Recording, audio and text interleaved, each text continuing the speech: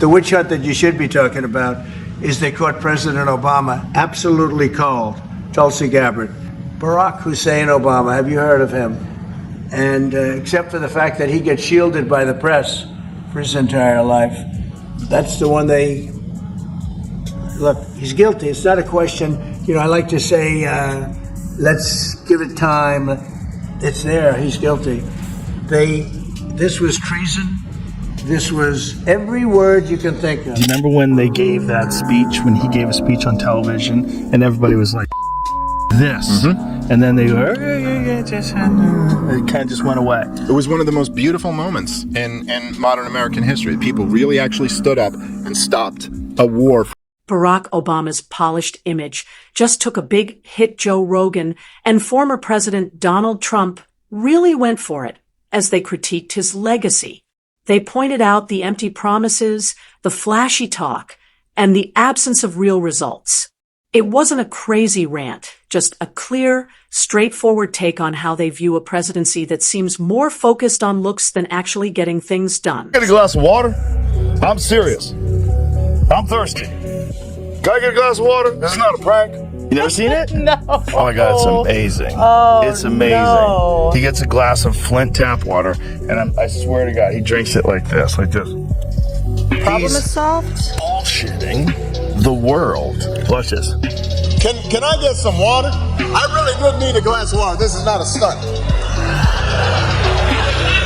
Usually when something isn't a stunt, you have to say It's that. 100% a stunt. When was the last time a president stopped a speech to ask, Can I get a glass of water? It's there. He's guilty. This was treason. This was every word you can think of. They tried to steal the election. They tried to obfuscate the election. They did things that nobody's ever even imagined, even in other countries. It's there. He's guilty. This was treason. Those, again, very strong words from the president. Obama's record isn't doing well for someone who was once regarded as a symbol of leadership, particularly when you consider the state of the economy during his administration. Yes, the speeches went smoothly. However, many contend that there wasn't much to show for the charm. Donald Trump and Joe Rogan, an unusual combination, are now criticizing him. And they have started a discourse that is difficult to ignore, regardless of your opinion. Barack Hussein Obama is the ringleader. Hillary Clinton was right there with him, and so was Sleepy Joe Biden, and so were the rest of them. Comey, Clapper, the whole group. And they tried to rig an election, and they got caught. And then they did rig the election in 2020. And then because I knew I won that election by a lot, I did it a third time, and I won in a landslide. Every swing state won the popular vote. But I won that all the same way in 2020. And look at the damage that was caused. Joe Rogan began by reflecting on Obama's presidency and posing the straightforward query: how can a leader who received so much praise achieve so little in the way of long-term effects?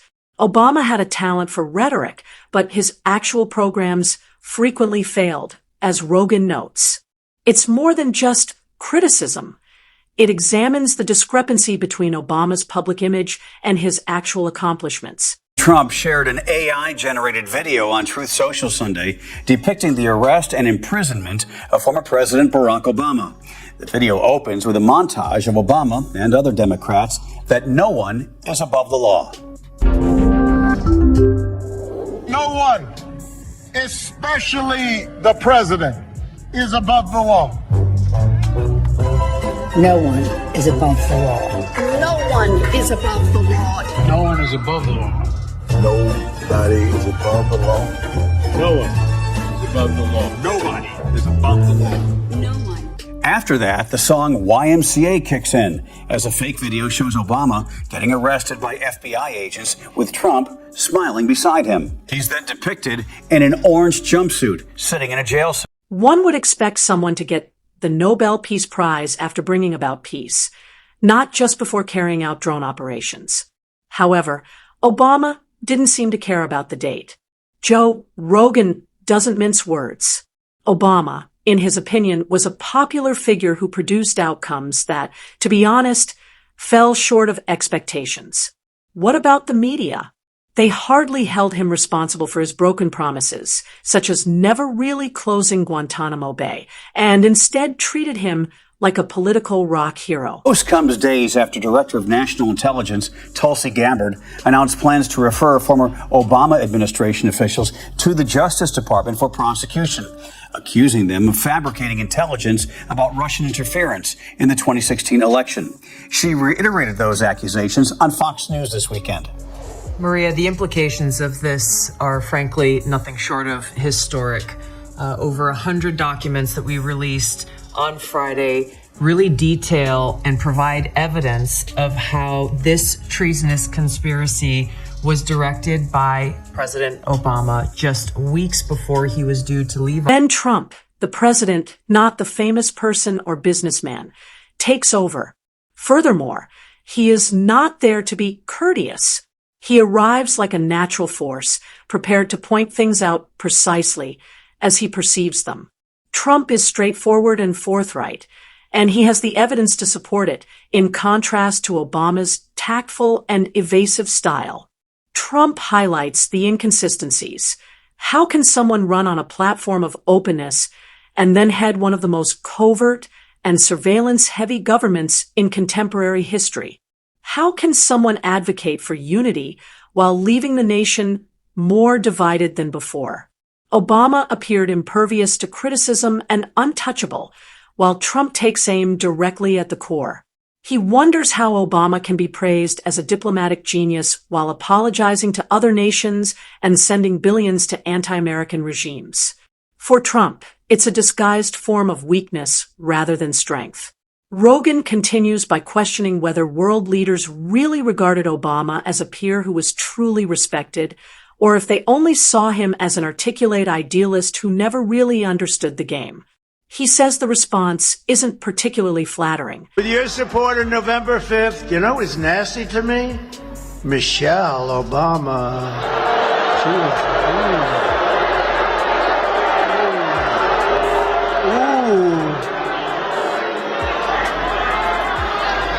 I always tried to be so nice and respectful. Oh, she opened up a little bit of a box. She opened up a little bit of something. Oh, she was nasty. Ooh. Shouldn't be that way. That was a big mistake that she made. He wonders how Obama can be praised as a diplomatic genius while apologizing to other nations and sending billions to anti-American regimes. For Trump, it's a disguised form of weakness rather than strength.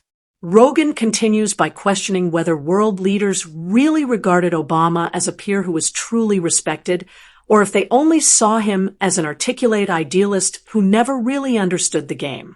He says the response isn't particularly flattering. Then Trump intervenes and acts even more forcefully. In addition to challenging the choices, he is also criticizing the mindset that led to them. Even though the Middle East descended into further chaos under Obama, the blame always seemed to shift elsewhere. Obama was also flying all over the world while discussing climate change.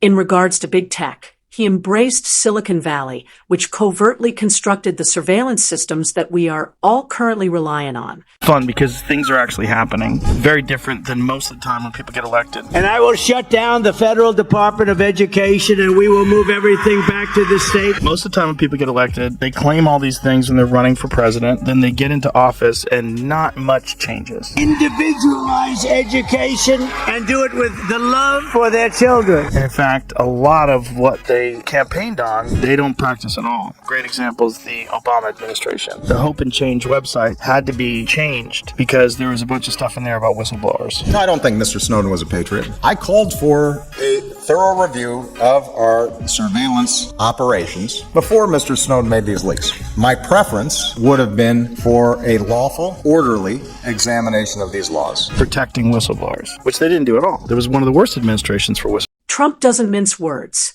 He questions aloud, defying the conventional political narrative, how anyone can give kudos to a president whose government spied on journalists, exploited intelligence services for political ends, and pretended to be scandal-free while the media ignored him. Rogan adds to it, delving into what he perceives to be a string of failures, from the IRS targeting conservatives to veterans being severely disappointed.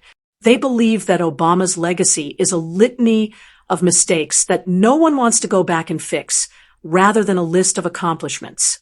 Obama urged everyone to voice their opinions, but instead of unity, there was division. All of a sudden, labels, offense, and fury were the focus. Campus protests and internet altercations replaced polite discourse. Trump then throws the ultimate blow. Being a leader is about getting things done, not about making a good impression. Trump asserts that America's decline is a choice rather than a fate, in contrast to Obama's polished lectures about it. Furthermore, he made it apparent that he was picking a different option. He doesn't make ambiguous promises, whether you agree with him or not.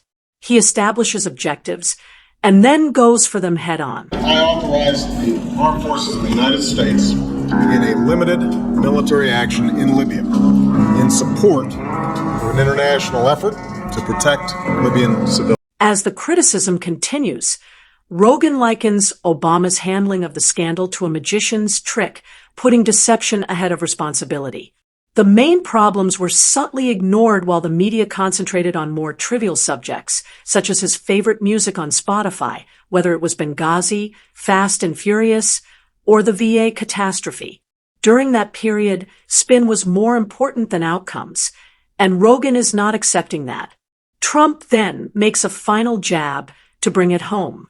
According to him, history will recall the sluggish economy, the disorganized foreign policy, and the oversized bureaucracy that were left behind rather than the charm, the well-tailored suits, or the speeches. A positive image cannot reverse negative results. The discrepancies and the excessively planned photo opportunities are now clearly visible. And it's not over yet. There's still much to laugh at, more to consider, and more to ask questions about.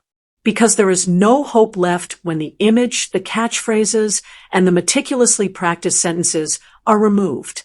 The list of unfulfilled promises is lengthy. What about this roast? It's only the beginning. Volume and go full screen. What you know now, do you wish you had a third term?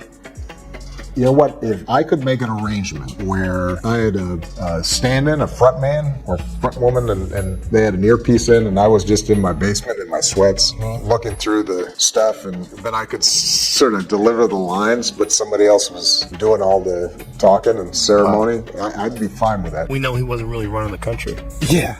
We used to think he was actually running the country, and now they're like, no, he didn't even see those executive orders. That was all auto. Rogan then ups the ante. He jumps right into the infamous red line. In Syria, one of Obama's most well-known foreign policy blunders. Obama said that if chemical weapons were used, there would be repercussions, but he did nothing when they were used. According to Rogan, it was similar to threatening to take your dog for a walk before curling up with a pint of ice cream on the couch. Then there are the billions of dollars that were surreptitiously transferred to Iran during the night, a tactic that was framed as diplomacy but left many Americans wondering what exactly the nation received in exchange. Not much, spoiler alert. Only hazy assurances that quickly faded. Trump adds his voice with apparent annoyance. He claims that if trust were money, Obama spent it all trying to appease adversarial regimes that had no intention of being fair. What about those regimes? Despite taking the money, they continued to spin their centrifuges.